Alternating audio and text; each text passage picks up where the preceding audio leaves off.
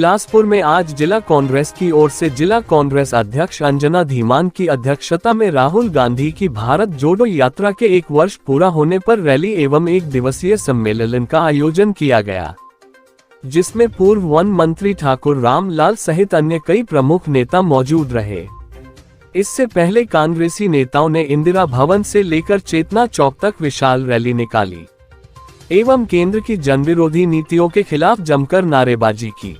इस अवसर पर पूर्व वन मंत्री ठाकुर रामलाल ने कार्यकर्ताओं को संबोधित करते हुए कहा कि केंद्र में भाजपा नेता हिमाचल को आपदा में दी गई राशि के नाम पर लोगों को झूठी जानकारी देकर गुमराह कर रहे हैं, जबकि यह पैसा रूटीन में मिलने वाला पैसा है। भाजपा नेता व पूर्व मुख्यमंत्री जयराम ठाकुर इस आपदा की घड़ी में भी 10 वादों के मुद्दे पर राजनीति कर रहे हैं, जबकि पहले आपदा से निपटना जरूरी है।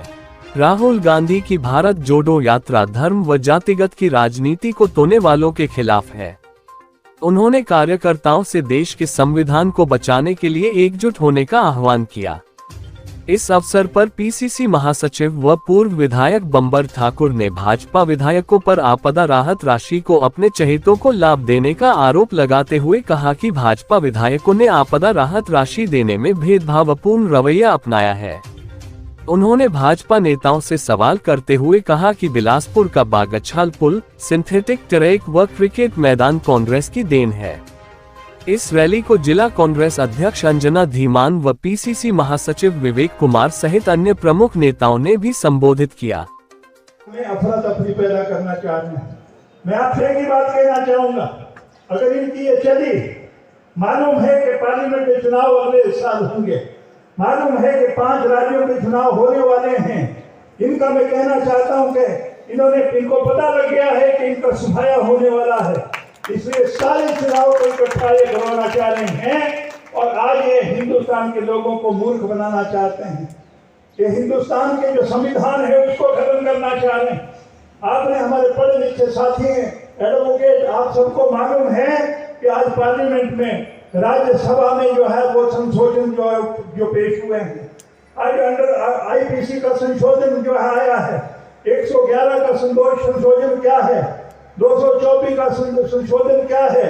उसमें मित्रों मैं आपसे एक बात करना चाह रहा हूँ कि यहाँ पे डिक्टेटरशिप लाना चाह रहे हैं। कर्मचारियों से भी मैं आपसे कहना चाहूंगा, कर्मचारियों आप हड़ताल करते हैं, पेन डाउन स्ट्राइक करते हैं। आज इंडस्ट्री में जो लोग हैं वो यूनियनें हड़ताल करती है। आईपीसी का संशोधन जो राज्यसभा में पेश हुआ है उसमें कहा गया है कि जो सरकारी संपत्ति को नुकसान होगा, जो कोई यूनियन आके मान लो किसी के खिलाफ जो है वो बुरा भला कहेगी, अरे वो कोई आपको धर्म के नाम से थोड़ी मांगेंगे वोट। अगर यूनियन वालों का अगर कहीं पे उनके हित की रक्षा नहीं होती तो प्रधानमंत्री को भी गालियां निकालते हो, मुख्यमंत्री को भी गालियां निकालते हैं, तो मंत्रियों को भी गालियां निकालते हैं। लेकिन आईपीसी में जो संशोधन आया है उसमें कहा गया है कि ये जो जुल्म है ये राष्ट्रद्रोह का होगा। ये कोई ये नहीं है कि 2-4 साल की कैद हो जाएगी, उम्र कैद का प्रावधान कर दिया है। और यहाँ तक कि जो मजिस्ट्रेट है वो अगर कोई फैसला करते हैं, अगर मान लो एसडीएम तहसीलदार ने फैसला कर दिया, आगे वो बदल गया, तो जिसने वो निचला फैसला किया उनको भी जो है वो 7 साल की कैद है। इसका मतलब जज भी फैसला नहीं करेगा। सुप्रीम कोर्ट तक, सब जज की कोर्ट से लेके हाई कोर्ट और सुप्रीम कोर्ट तक नीचे का फैसला ऊपर वाली अदालत पर पड़ती है। हमारे वकील साथी दलील देते हैं वहां पे, और जब जज फैसला करता है इसका मतलब ये है कि अगर मान लो ऊपर फैसला बदला गया तो निचला जो जज है उसको भी 7 साल की कैद होगी। ये बताओ मुझे, ये कौन सा ये जो हिंदुस्तान में जो प्रजातंत्र है उसको स्थापित करना चाहते हैं। लूटने की बात आगे मैं आपसे कहना चाहता हूँ, आज हिंदुस्तान जो है वो खत्म हो जाएगा अगर इस प्रकार से ये जो जोड़ी है दिल्ली के अंदर, जो हिंदुस्तान में सब कुछ बदलना चाहते हैं, ये डिक्टेटरशिप लाना चाह रहे हैं, ये प्रेसिडेंशियल रूल हिंदुस्तान में लाना चाह रहे हैं। ये आज मैं कहना चाहता हूँ, लास्ट इलेक्शन होगा ये, जैसे पार्लियामेंट का इलेक्शन के पहले इन्होंने सेशन बुला रखा है, उसमें मैं कहना चाहूंगा कि सारी जली और कोर्ट ने डंडा अगर नहीं बताया तो मैं कहूंगा हिंदुस्तान के प्रजातंत्र को खत्म कर देंगे। इसलिए आज मैं कहना चाहता हूं, आने वाले चुनाव हमारे लिए और भी ज्यादा महत्वपूर्ण हैं। तो सबको मेरा निवेदन ये है कि राहुल गांधी जी ने जो अपना, मैं कहूंगा कि जो बलिदान दिया है इस भारतवर्ष के लिए, जो राहुल गांधी जी ने इतना, मैं कहूंगा कि एक किनारे से चल के दूसरे किनारे तक अभी खत्म नहीं हुआ। आज हम वर्षगांठ मना रहे हैं, लेकिन अभी दूसरा दौर और चलने वाला है, जिसमें राहुल गांधी जी और कांग्रेस पार्टी सारा जगह जगह जाके ये जो सरकार है उसके सारे पोल खोलने वाली है। जो भ्रष्टाचार, जो अदानी अंबानी की सरकार चली है, आज उसके खिलाफ जो है वो आवाज उठाने की जरूरत है, नहीं तो प्रजातंत्र खत्म हो जाएगा। इसीलिए तो आप लोगों को तकलीफ दी कि आओ इकट्ठा होके भारत जोड़ो का जो कार्यक्रम राहुल गांधी जी ने चलाया है, उस कार्यक्रम को हम आगे लेके चले। ये मैं कहूँगा, ये मौजूदा सरकार की ये जो मैं कहूँगा भारत जोड़ो की यात्रा है, इसने हिला दिया केंद्र सरकार को और तब उल्टे सीधे फैसले करने शुरू हुए। इसलिए मैं कहना चाहूँगा कि जुडिशरी सबसे बड़ी है। अगर मान लो पॉलिटिशियन गलत करते हैं, अगर मान लो कहीं पे अफसर गलत करते हैं, और इसी प्रकार से हमारा जो चौथा स्तंभ है वो है हमारा मीडिया, अगर कहीं पे गलती रहती है तो उसके ऊपर जुडिशरी आके जो है वो रास्ता बताती है। और जब राहुल जी का केस सुप्रीम कोर्ट में गया तो उनको तुरंत जो है वो पार्लियामेंट की सदस्यता भी बहाल हुई और पार्लियामेंट के अंदर वो बोले जाके। मैं कहूँगा इतना बड़ा बलिदान जिस व्यक्ति ने दिया, और फिर मैं आपसे कहना चाहूँगा बड़ा बलिदान क्या, लोग परिवारवाद की बात करते हैं, मैं ये पूछना चाहता हूँ, परिवार हमारा पूरा हिंदुस्तान हमारा परिवार है, पूरा भारतवर्ष हमारा परिवार है। इस परिवार के लिए पंडित जवाहरलाल नेहरू से लेके, लाल बहादुर शास्त्री से लेके, इंदिरा गांधी जी से लेके और पंडित जवाहरलाल नेहरू ने जो बड़ा बलिदान दिया था स्वतंत्रता प्राप्ति के तुरंत बाद, मैं ये कहना चाहूँगा जिसको पूरा विश्व बापू कहता था, वो महात्मा गांधी, जिन्होंने हिंदुस्तान की एकता अखंडता के लिए, अंग्रेजों को बहाल करने के लिए जिन्होंने अपने प्राणों की आहुति दी थी। ये लोग जो आज की तारीख में सत्ता में बैठे हैं, जो नथुराम गोडसे के आज मंदिर बनाना चाह रहे हैं, महात्मा गांधी को जो गालियां निकालते थे, पंडित जवाहरलाल नेहरू, इंदिरा गांधी जी को बुरा भला कहते थे, आज मैं उनसे एक बात पूछना चाहता हूँ, एक भी नेता मुझे पुराने जनसंघ का, आरएसएस का और भारतीय जनता पार्टी जो आज की तारीख में है, एक भी नेता बता दीजिए जिसने कभी 2 खून की बूंदें जो है वो भारतवर्ष की एकता और अखंडता के लिए दी हो। जिसको परिवार की बात भी कह रहे हैं, इंदिरा गांधी जी हंसती हुई खेलती हुई निकली थी मीटिंग के लिए, और जब इंदिरा गांधी जी का कत्ल हुआ था वो किन शक्तियों ने किया था? राजीव गांधी जी प्रियम्बदूर में गए थे, अपने बच्चों को, बीवी को छोड़कर हंसते हुए खेलते हुए, और कुछ घंटों के अंदर अंदर उनके जिस्म के टुकड़े जो है वो टोकरी में लाने पड़े थे। ये मैं कहूँगा जिन लोगों ने बलिदान दिया है पूरे भारतवर्ष की एकता और अखंडता के लिए, कि आज की तारीख में धर्म के नाम पे बात करने वाले और जो भगवान राम का नाम लेके हिंदुस्तान को ठगने वाले, मैं उनसे आगे पूछना चाहता हूँ कि आप एक आदमी का नाम बता दीजिए स्वतंत्र प्राप्ति के बाद और स्वतंत्रता प्राप्ति के पहले, जिन्होंने हिंदुस्तान के लिए और अंग्रेजों के खिलाफ लड़ने से लेके और उसके बाद प्रजातंत्र में जो हमने कदम रखा तो उसमें आपने क्या क्या किया है। मैं सबको नहीं बोलना चाहूंगा। ये डिजास्टर मैनेजमेंट का पैसा दिल्ली की सरकार से हर राज्य के लिए सैंक्शन होता है। हिमाचल प्रदेश के लिए 320 करोड़ रुपए हमारी प्लान के साथ जुड़ा है। 320 करोड़ कहाँ मिला? अभी यहाँ पे नड्डा जी भी भाषण कर रहे हैं, यहाँ के छोटे भैया भी भाषण कर रहे हैं, यहाँ मेंबर पार्लियामेंट जो मंत्री है दिल्ली में वो भी भाषण कर रहा है। लेकिन मुझे आप बताओ कि क्या हमारा वो 320 करोड़ रुपए भी रिलीज हुआ है? वो भी रिलीज नहीं हुआ। फिर कह रहे हमने बड़ा पैसा दे दिया, फिर कह रहे 6,000 मकान दे दिया, लेकिन मकान किसके बनेंगे, कितना पैसा जाएगा, क्या स्कीम है, अभी पता ही नहीं। इसलिए मैं कहना चाहूंगा, कहने में और करने में बड़ा अंतर है मेरे मित्रों। कांग्रेस पार्टी ने वायदे किए थे, मैं फिर कहना चाहूंगा, हमने 10 वायदे प्रदेश के लोगों से किए हैं।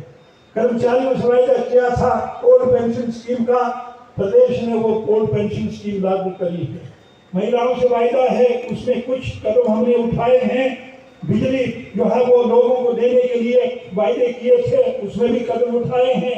लेकिन आज जब आपदा पड़ी है तो जयराम जी को और बीजेपी के लोगों को लगा है कि जी वो 10 वायदे पूरे नहीं हो, भले मानसो जो आपदा पड़ी है पहले उसमें उसके काम करें, या आप 10 वायदों की बात कर रहे हैं।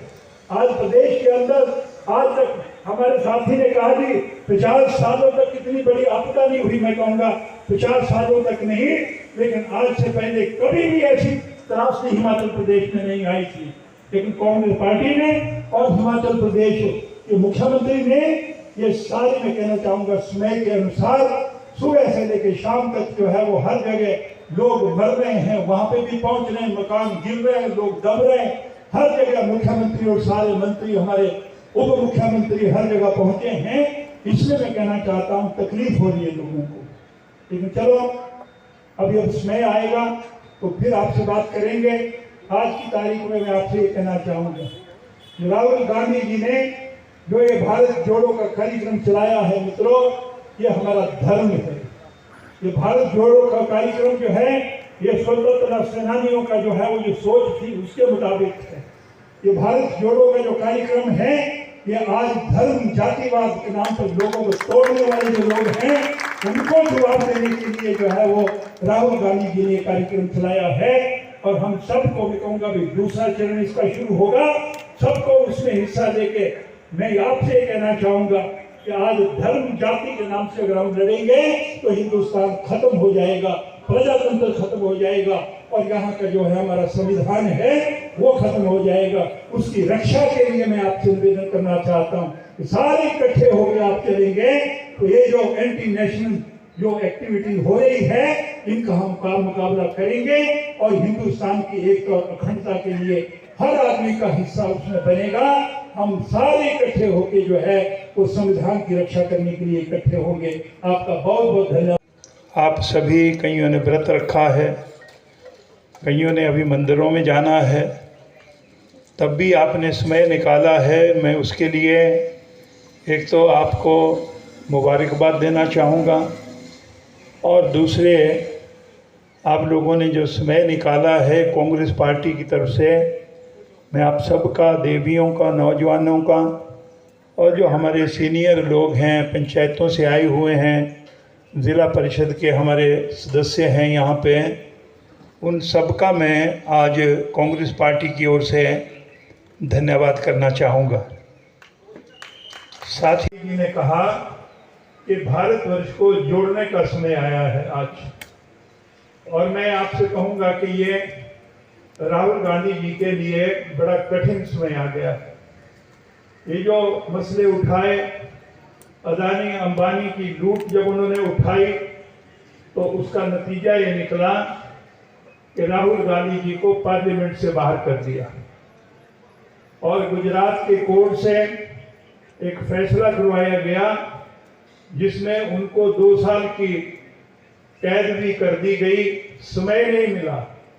आज फैसला कोर्ट करता है, कल पार्लियामेंट के सदस्यता खत्म हो जाती है और 6 घंटे के अंदर अंदर जो उनका सरकारी बंगला था ये कश्मीर तक पहुंचा।